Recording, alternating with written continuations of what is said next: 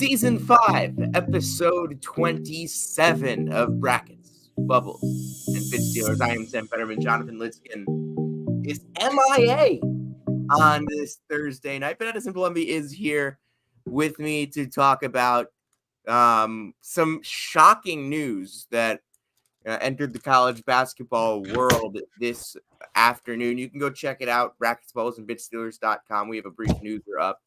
But Tony Bennett will announce his retirement from the Virginia Cavaliers tomorrow morning. Tony Bennett was going to be entering his 16th season coaching at Virginia. He was one of 7 coaches active in college basketball with a national championship, the others being Tom Izzo, Bill Self, Dan Hurley, Rick Pitino, John Calipari, and Scott Drew. And now Tony Bennett is gone from college basketball. There are reports that say he still wants to work somewhere in college athletics, but that's besides the point. So Edison, you're down there in Virginia. You've followed this team a lot closer than I have over the years. Tony Bennett, he's going to be, he might be elected into the Hall of Fame. He probably should be elected into the Hall of Fame. How will he be remembered down in the Commonwealth? He's not only the most important figure in Virginia basketball history, I think he's the most important figure in Virginia athletics history. When he took over in 2008, that program was completely without a sense of identity. And since then, he's turned them into one of the top programs in the country. Obviously won the national championship in 2019. And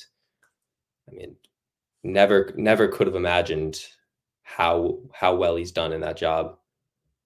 And I was not expecting him to retire, at least not in this way. Obviously last week at the ACC Media Day, he was making some jokes about Jay Wright's abrupt retirement, but I wasn't expecting him to stay in the job for much longer, but I definitely wasn't expecting it to come out of nowhere, especially 2 weeks before the season. Edison, you mentioned how before Tony Bennett took over, there was no identity in Virginia basketball. The last coach was Dave Leitao, Pete Gillen. They didn't really do a great job. They'd gone and they had losing seasons basically every year of the 2000s before Tony Bennett took over. And if there's one thing that you can argue that you could not possibly argue that Virginia doesn't have over the last 15 years, it would be an identity. It is perhaps the most identifiable identity of any team in college basketball. The pack line defense, playing slow, grinding teams out, running that shot clock down, just being an absolute chore to play against, hard to prepare for. The blocker mover on the offensive side, regardless of, obviously it's old-fashioned, but it worked when they had the guys to run it.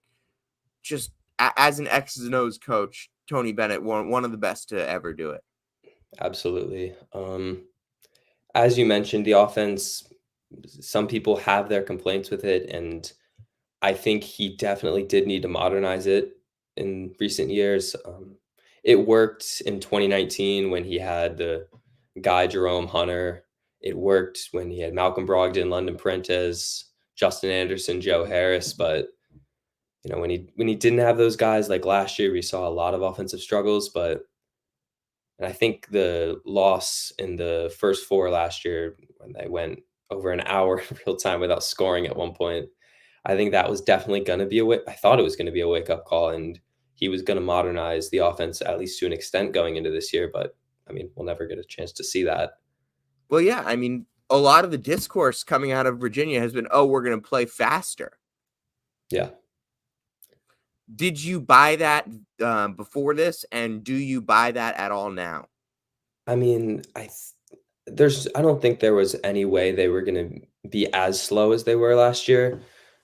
Last year was frustrating. I've been in support of the system in the past, but last year there were some times when they had clear fast break opportunities and they would slow down just for the purpose of slowing down. And I began to grow frustrated with that because it felt like it was happening too often. And part of that is because they didn't really have an elite ball handler like Kie Clark, Ty Jerome, London Prentice, Malcolm Brogdon.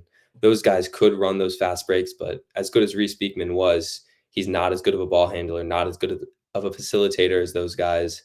And there were definitely some issues caused there, but I don't know. All right. I'm going to put you on the spot here. You cannot say anything from the national championship season. We'll get into that a little bit later. Okay. Your favorite Tony Bennett, Virginia memory? Ooh. Honestly, so I don't know if you remember this game. Actually, no, it's the J Huff 10 block game against Duke. That game, awesome. If you can encapsulate Tony Bennett's Virginia in one game, it is that game. I believe final was 51-49, I want to say. 52-50. 52-50. Jay Huff had best defensive performance I've seen.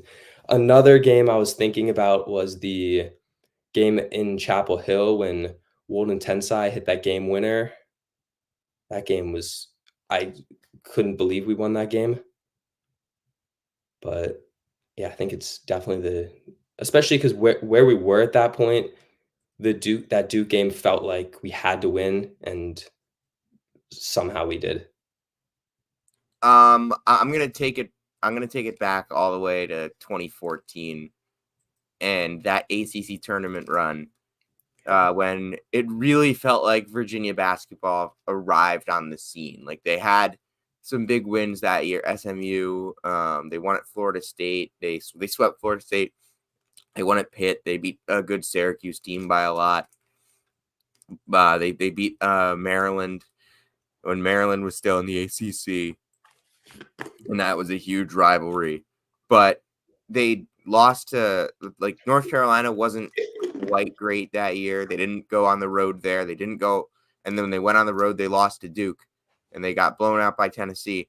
But they're still 25-6, and they're going into the ACC tournament a chance to be a 1 seed. And it really felt like Virginia basketball arrived in that ACC tournament. It felt like Virginia basketball arrived when they set the tone in the first 10 minutes of that game. They only allowed 7 points against that Duke team, which was the number 1 offense in the country, with Rodney Hood, Jabari Parker, Rashid Suleiman, Emil Jefferson. That was a fun Duke team. They could score. And Virginia held them to 63 at Greensboro Coliseum. So basically a Duke home game. Malcolm Brogdon was awesome. Akil Mitchell was awesome. The stereotypical Virginia performance, the Ken Pom game MVP, took 4 field goal attempts all game. They established dominance on the defensive end. They won the rebounding battle 39-34. They only needed to take 12 threes, but they took 38 free throws, and it really felt like Virginia had arrived in that moment. They had basically the entire Duke lineup in foul trouble. They set the tone for that game from the beginning to the end, and they got a 1 seed. They made it to the Sweet 16. They barely lost to Michigan State, a good Michigan State team. And then they were really, really good for the next 10 years. The rest was history. They got a 2 seed, a 1 seed. They eventually made it all the way to to winning the national championship, and we'll talk about that right now. I mean, that was an unbelievable team. Number 2 offense in the country, number 5 defense in the country. Yeah. Now that you mentioned that game, it made me think of another one that would have been one of my top runners up, the 2018 game in Cameron. That was the game when Ty Jerome, that was one of the coolest plays I've ever seen, hit the fake pass to the ref, 3 from the logo to ice the game. I love Ty Jerome, man. Yeah, and awesome. Just that generation of Virginia players, Ty Jerome, Kyle Guy, who's back in the program as an assistant or as a staffer, DeAndre Hunter, Mamadi Diakite, Braxton Key, who was a key transfer before the transfer portal era. He got the eligibility like a month before the season. They don't win the national championship without Braxton Key. I mean, he was not a superstar, but 3%. But how many 6'8" athletic wings out there can give you that rebounding defense, switchability, everything that he gave. And it was really he was the consummate Tony Bennett type player that comes in and really just helped them win in so many different ways on the defensive end, even if he didn't score that night. Tony Bennett had so many guys through the years that would score 4 points, but be the best player on the floor. My favorite Tony Bennett player was, and he's another one that's on the coaching staff now, Isaiah Wilkins. Ridiculous defender. Yeah, it's a good choice. Yeah. Another guy that he could score 4 points, and he would be the best player on the floor because of his defense. I think he's the best defender I've ever watched. Hunter's probably a close second, but Hunter, yeah, Wilkins was absolutely insane. Wilkins, I think. I mean, it's tough to like. Jay Huff was absurd as a rim protector. Probably the best rim protector they had. Yeah, at absolutely. any point. But I mean, Ryan Dunn is a freak. That's true. Beekman was a freak too. But yeah, Isaiah Wilkins was so good. Awesome. But Tony Bennett's Virginia teams, they were so long and athletic and difficult to play against, and then they just weren't. Yeah. Like this past year, obviously we talk about Ryan Dunn, we talk about Reese Beekman, but like Jacob Groves, Andrew Rohde, Isaac McNeely, nothing against them, because I like McNeely a lot, and I think Groves is a good player. I think he got a lot of unfair hate, but like those guys were not like the classic Tony Bennett Virginia players. And you could tell they didn't bring in classic Tony Bennett Virginia players this offseason either. TJ Power, Day Ames, and again, not these are bad players. Yeah. But I'm not a huge TJ Power guy. Day Ames has a low floor, but like even at their peaks, those are not like high level defenders. Yeah. So you look at what was happening, and Tony Bennett says that, he's retiring because of the direction that the game is going. Okay, why don't you do that in March or April and give your program a chance to kind of regroup, re-raise funds, find a new coach that is equipped for the modern game? And I'm not saying Tony Bennett isn't equipped for the modern game, but he just doesn't really want to adapt. Yeah, I agree. I mean, Tony Bennett could still field a tournament team. Like, I don't think it would shock anybody if this Virginia team with Tony Bennett made the tournament. I think without Tony Bennett, I think people would be very surprised if they make the NCAA tournament. He's definitely a floor raiser, but I don't know. It would be very hard to imagine him coaching another national championship. I think the team he would need, it would be so hard to get them, especially definitely not a small NIL school, but I mean, they're not going to be competing with like Duke, UNC for those types of players. And Kyle Guy and Ty Jerome only happens once. That's what I would say. I mean, that recruiting class was a godsend. And that does not make Tony Bennett a bad coach because he needed those guys to win a national championship. It's the fact that he got those guys, ID'd them, and developed them. Yeah. And by the end, they were good enough to be transformational college basketball players. He signed 1 5-star in his entire time at UVA. It was Mike Scott. Think about how crazy that is. He signed 1 5-star in his entire time at Virginia, and he won 6 ACC regular season championships. Duke in the last 3 years has signed 13 5-stars. Yeah. There are so many different paths to victory in college basketball. Tony Bennett and Jay Wright were the best of their generation at taking these lower recruited guys that fit the identity and making them better. And by year 4, by year 3, they're going to be awesome. Maybe even by year 2 for some of those guys. And it makes you look like how are guys like Malcolm Brogdon going as under recruited as they were. Not to say there wasn't interest, but like Tony Bennett was able to win the recruiting battles for players that he knew would become huge program pieces for him. And that's what made him he was so great at developing these guys. Just player development, I think, Yeah. is one of the aside from the pack line and the elite defenses and the national championship, player development. And also what he did at Washington State. Yeah. That was Who awesome. makes back-to-back tournaments at Washington State? Who wins? Yeah. Nobody. The only guys that like make the tournament at Washington State are Hall of Famers. Yeah. Hall of Famers, Tony Bennett and Kyle Smith. Yeah. Tony Bennett could be a Hall of Famer. I think he should be. I forgot I the agree. I agree. I I forgot think the exact stat, but I'm pretty sure what it was that UVA is the school with the most non-5 stars in the NBA. wow. And if they're not first, they're up there. I forget what the exact stat was. I saw I it in just a look tweet. at I mean the thing that would keep him out of the Hall of Fame is that he maybe just didn't coach long enough. Yeah. Because only 18 years as a head coach Yeah. is not a lot for a Hall of Famer. That's true. But and I mean, not that it's not for nothing, but only one Final Four. Yeah. And that's again, making a Final Four is incredibly hard, especially at Virginia, where it's not an easy job. Yes. And pivoting from that, do you it'll be either Ron Sanchez or Jason Williford that gets promoted to being the interim head coach this year. And then at the end of the season, I would be very surprised if either of them is the full-time head coach. Yeah. I think they would have to make the if they don't make the tournament, I think it's pretty clear they're going elsewhere. If they do make the tournament, though, whoever is the interim will get the full-time job, I presume. Yeah. Ryan Odom has to be the first call, right? I would assume so.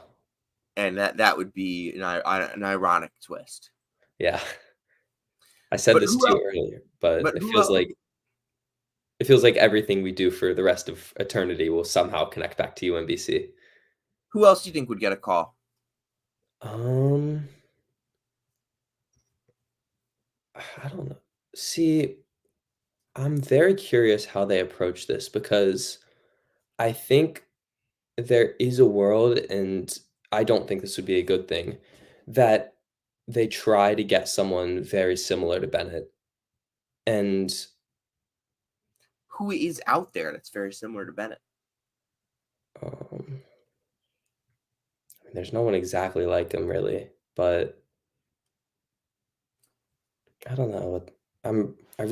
Past Odom, I really don't know what they're gonna do. I think I think Richie he has McKay to would be get a one of call. them. What? I think Richie McKay at Liberty would get a call. I agree. Former Bennett associate head coach, has been a head coach for a long time, won 400 games, has done a really good job at Liberty. Obviously, it's Liberty, so it's in the area. I also think that depending on how he does this year, if JMU wins the Sun Belt again, Preston Spradlin's going to get a call. I could see that. And yeah, that's kind of what I would say. Those are kind of the three I would watch for, all coaching in the state of Virginia right now. Yeah, I mean, I do think Odom will end up being the guy. I agree, and I think Rob Jones would be the hire at VCU from Norfolk State. Yeah, I think I would be happy with Odom. He did a really good job at VCU last year. Obviously, they were 2 good minutes away from making the tournament. Because the A10 final, they were. Yeah, they lost 18. They had. I know they were down a lot. They were down a lot, and they came back. Yeah, they got it down to 2 with 1:30. Yeah, I was texting with Jack Morgan, friend of the program, the whole time. He was at that game. He goes to Duquesne, and he was on his. He had so many nerves. It was wild because one bid league.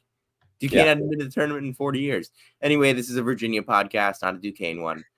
We'll be back probably this weekend with Jonathan, and we'll talk scrimmages. We'll talk exhibitions. St. John's and Rutgers. Man, Ace Bailey is good, isn't he? I saw you saying Rutgers was on a 20-0 run at one point. Yeah, that was a fun basketball game. It doesn't really matter who wins these games because there's so much late game stuff that still needs to get put in by certain teams. But just watching Ace Bailey and Dylan Harper play in a college basketball game is great. We'll talk about UConn in their exhibition. We'll talk about North Carolina, Memphis.